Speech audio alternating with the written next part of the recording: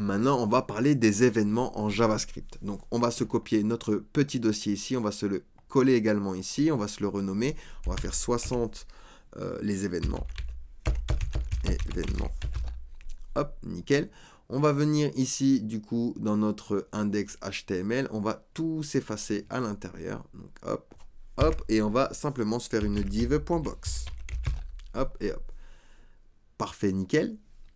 Donc, on va hop, s'effacer ça et ça. On va se faire un clic droit Open with Live Server pour s'ouvrir, du coup, notre document.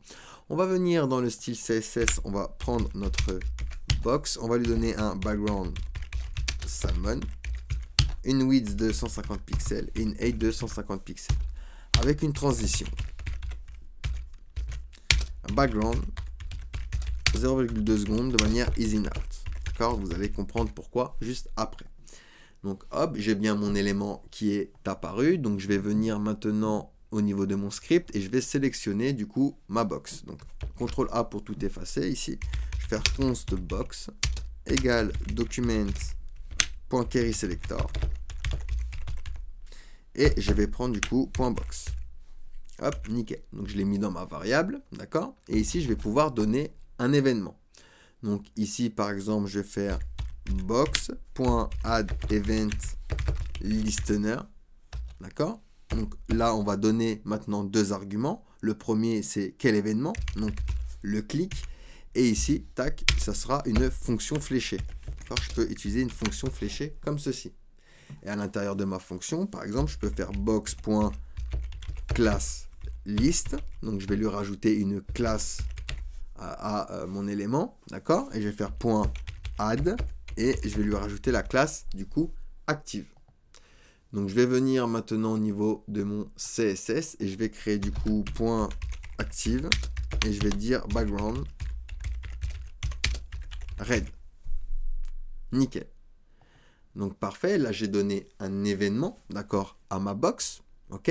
L'événement clique. Donc quand je vais cliquer dessus, hop, le background a bien changé. Je lui ai donné une classe CSS, du coup, dynamiquement, d'accord, avec du coup JavaScript.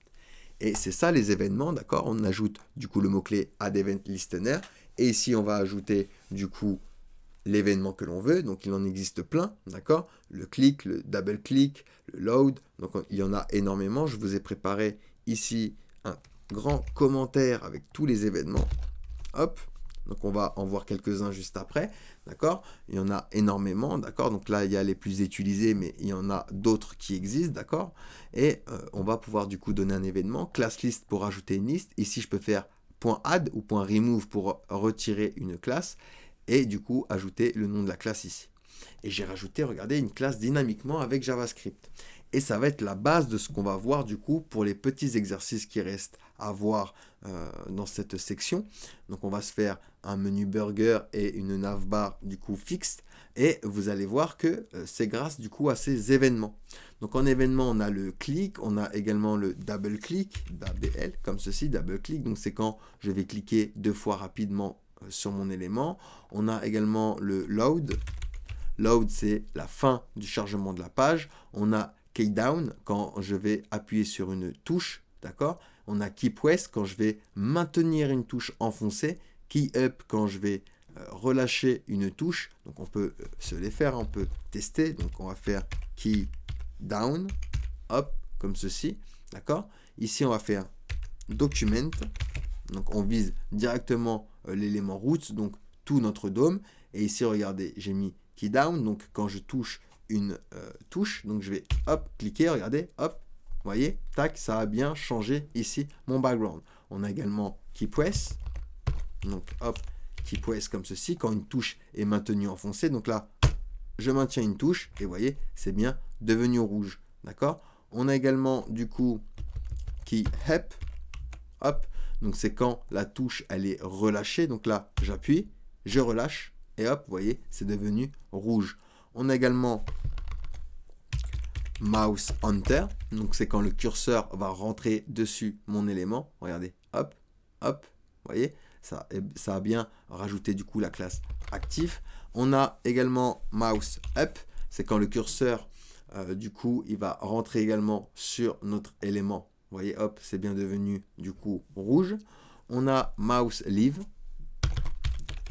Hop, mouse leave, c'est quand le curseur va quitter mon élément. Donc là, je suis dessus. Et là, après, je vais quitter mon élément. Et ça va devenir rouge. Vous voyez, hop, ça va quitter mon élément. On a mouse out. Hop, mouse out, pareil, quand le curseur va quitter du coup l'élément. D'accord? Hop, alors oui. Hop, j'ai mis document. Ici, il va falloir remettre du coup box. Hop. Mouse out, donc hop, là je suis sur mon élément, hop, je quitte, hop, il est bien devenu rouge, d'accord? Hop, ensuite on va faire mouse move, donc quand ma souris va bouger, d'accord? D'accord? Donc quand elle va bouger, par exemple, dans l'élément, je peux faire document, par exemple, pour viser le dôme, et du coup, hop, on va se refresh, et quand il va savoir que ma souris bouge dans l'élément, et ben hop, il va lui rajouter la classe. On a mouse down, hop, donc mouse down, hop, comme ceci, c'est lorsqu'on appuie sur la touche de la souris, donc hop, vous voyez, paf, ça c'est bien, devenu rouge du coup. On a également select, change, d'accord, il y en a énormément, focus, etc. Scroll également, quand on va scroller du coup notre site, et on va pouvoir du coup rajouter des classes dynamiquement avec JavaScript grâce à ces événements. Allez, on passe du coup à la suite.